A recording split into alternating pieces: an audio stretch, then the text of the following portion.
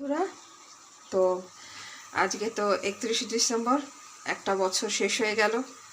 তোমরা কে কে বছরের প্রান্তে নতুন বছরের জন্য কে কে কী রেজলিউশন নিলে অবশ্যই শেয়ার করো। আমি তো রেজলিউশন নিয়েছি এবার থেকে দিনের শুরুর থেকে সমস্ত কিছু একদম রুটিন ওয়াইজ কাজ করব।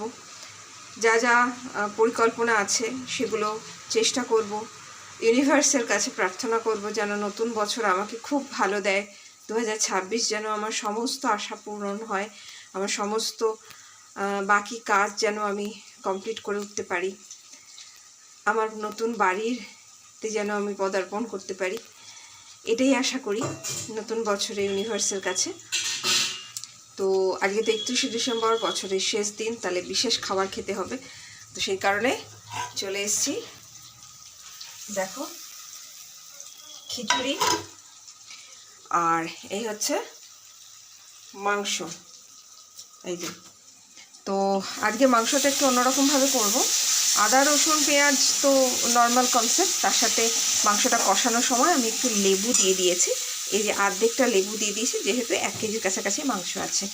তো চিকেনই করব, মাটনটা করব না, কারণ আমার কর্তার মাটনটা তো খাওয়া বারণ। তো সেই কারণে মাটনটা অ্যাভয়েডই করি।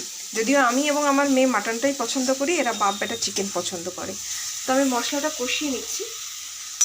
আর এদিকে গ্রাইন্ডারে আমি ব্লেন্ড করব বলে এখানে কিছুটা আমার নিয়েছি। দেখো,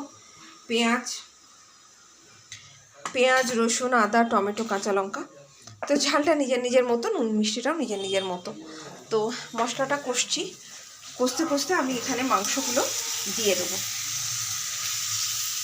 এই যে মাংসগুলো আছে, এই মাংসগুলো আমি এখন দিয়ে দেবো। তো দেখো, আমি মাংসগুলো সব দিয়ে দিয়েছি, দিয়ে একটু নাড়াচাড়া করে নেব ভালো করে, যাতে মশলাগুলো মাংসতে লেগে যায়। চলো আমি একটুখানি মাংসটা ভালো করে কষিয়ে নিই।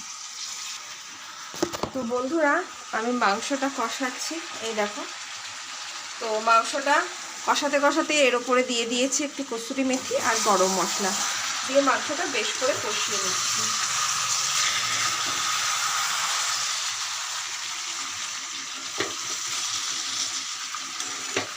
আর এদিকে আর একজনের কীর্তি, এই যে ওনার বাবা ঘরে আছে, ছাড়া পেয়েছে, যথারীতি দুষ্টুমি স্টার্ট। তো চলো আমি রান্নাবান্না সারি। তোমরা কে কোথায় বেড়াতে গেলে, কি করলে, কি খেলে সব জানাবে আমাকে। টাটা। চ্যানেলটা সাবস্ক্রাইব করে পাশে থেকো, বেল আইকনটা ক্লিক করে